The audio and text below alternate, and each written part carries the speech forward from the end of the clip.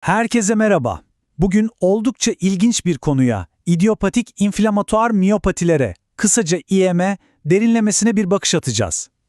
Bu hastalık grubunun en şaşırtıcı yanı ne biliyor musunuz? Aslında bir kas hastalığı olmasına rağmen asıl ölümcül darbeyi akciğerlere vurabilmesi.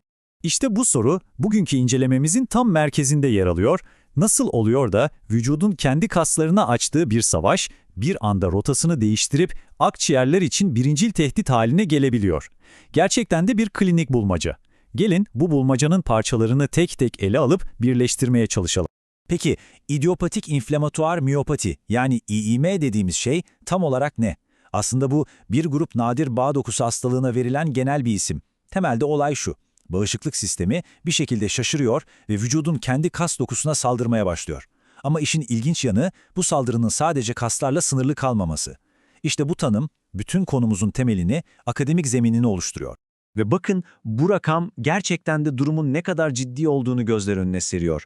%50. Bazı hasta gruplarında sadece akciğerlerin işin içine girmesi bile ölüm riskini bu kadar arttırabiliyor.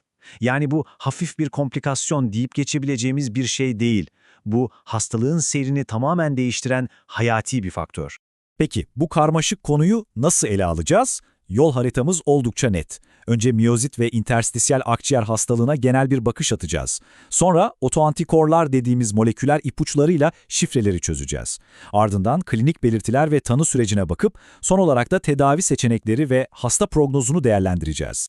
Harika, o zaman ilk bölümle başlayalım. Miyozit ve interstisyal akciğer hastalığı. Yani işin en temeline, bu sorunun ne olduğuna bir bakalım.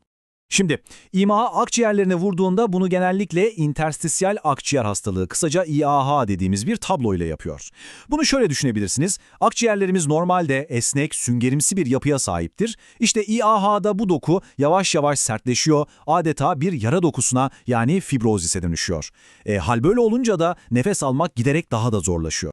Peki bu durum ne kadar sık görülüyor? Hani nadir bir komplikasyon mu? Asla. Bazı çalışmalarda yeni polimiyozit ve dermatomiyozit tanısı alan hastalarda bu oranın %65'e kadar çıktığı görülüyor. Bu çok yüksek bir rakam.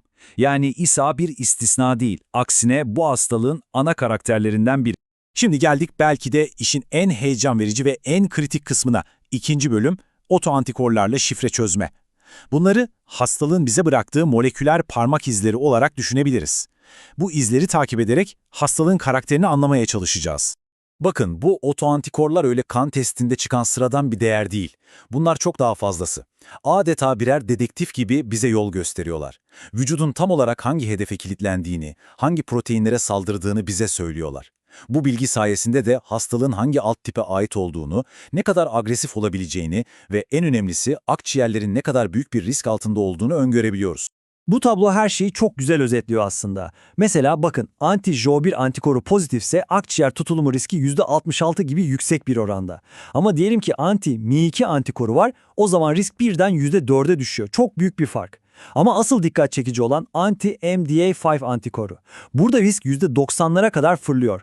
İşte bu bilgi klinisyenler için gerçekten paha biçilmez değer. Ve tam da bu yüzden bazı antikorların altını özellikle çizmemiz gerekiyor. Çünkü bunlar şiddetli ve hızla ilerleyen akciğer hastalığının habercisi. Bu antikorları erken saptamak bazı hastalar için gerçekten de hayatla ölüm arasındaki o ince çizgiyi belirleyebiliyor. İşte o yüksek riskli imzalardan en bilineni anti-MDA5 profili. Bu antikoru taşıyan hastaların durumu biraz aldatıcı olabiliyor. Neden? Çünkü genellikle ciddi bir kas güçsüzlüğü yaşamıyorlar. Bu yüzden amyopatik yani kas tutulumu olmayan dermatomiyozit deniyor. Ama madalyonun diğer yüzünde ne var? Deride ciddi ülserler ve maalesef akciğerlerde çok ama çok hızlı ilerleyen ve tedaviye zor yanıt veren bir hasar riski. Bu yüzden çok tehlikeli. Peki tüm bu ipuçları pratikte nasıl bir araya getiriliyor? Gelin 3. bölümde tanı sürecine bakalım. Yani fizik muayeneden yüksek çözünürlüklü görüntülemeye kadar olan o yolculuğa. İşin ilginç tarafı şu ki, akciğerdeki bir sorunu teşhis etmek için çoğu zaman akciğer dışına bakmak gerekiyor. Evet, yanlış duymadınız. Genellikle ilk ipuçlarını verenler vücudun başka yerlerindeki, yani akciğer dışındaki özellikler oluyor. İşte o dış ipuçlarından en klasik 2 tanesi. Soldaki resimde gördüğünüz Raynaud fenomeni. Yani soğuk havayla temas edince parmakların önce beyazlaşması, sonra morarması. Sağdaki resimde ise mekanikçi elleri dediğimiz durum var.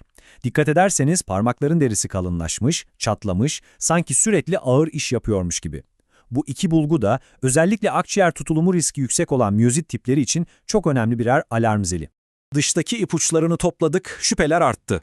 Şimdi ne yapacağız? Artık akciğerlerin içine detaylıca bakma zamanı geldi. İşte bu noktada altın standart yöntemimiz yüksek çözünürlüklü bilgisayarlı tomografi yani YÇBT.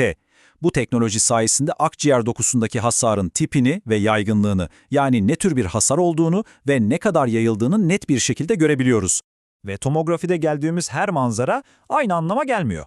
Mesela soldaki görüntüye bakalım. Buna NSIP paterni diyoruz. Daha çok akciğerin üzerine bir tül perde çekilmiş gibi buzlu cam görünümü hakim. Bu genellikle aktif iltihabı gösterir. Sağdaki görüntü ise UIP paterni. Burada durum daha farklı. Akciğerin alt kısımlarında arı peteğine benzeyen bal peteği dediğimiz yapılar var. Bu da artık geri dönüşü olmayan kalıcı bir yara dokusuna işaret ediyor. İşte bu iki paterni ayırt etmek hastanın geleceği ve tedavi planı için hayati önem taşıyor. Peki tanı kondu, sırada ne var?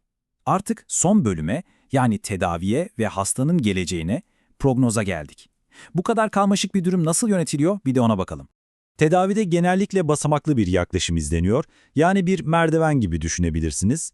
İlk basamak, yangını söndürmek için en temel ve hızlı silahımız yüksek doz kortikosteroidler. Eğer bu yeterli gelmezse veya hastalık çok şiddetliyse ikinci basamağa geçiyoruz ve tedaviye azathioprin, siklosporin gibi bağışıklık sistemini daha spesifik baskılayan ilaçlar, yani immünosüpresanlar ekliyoruz.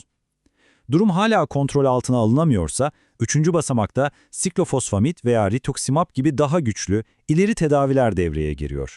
İşte bu tablo belki de bugünkü anlatımın en can alıcı noktası.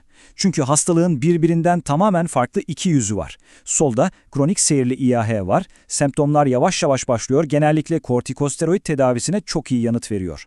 Sağda ise hızla ilerleyen İAH var, burada tablo tam tersi. Haftalar içinde durum kötüleşiyor, standart tedavilere yanıt çok zayıf ve maalesef kısa dönemde ölüm riski %75'lere kadar çıkabiliyor. İşte bu iki yolu birbirinden erken ayırabilmek bu yüzden bu kadar kritik. Sonuç olarak bu karmaşık bulmacanın birçok parçasını yerine koyduk ama kaynak makalemizden alınan bu alıntının da altını çizdiği gibi hikaye burada bitmiyor. Dermatomiyozit ve polimiyozite bağlı akciğer hastalığının altında yatan mekanizmaları tam olarak anlamak ve daha da önemlisi hedefe yönelik daha etkili tedaviler bulmak için daha çok çalışmaya ihtiyaç var. Bu, bilim dünyasının hala aktif olarak çözmeye çalıştığı bir gizem. Vakit ayırdığınız için teşekkürler.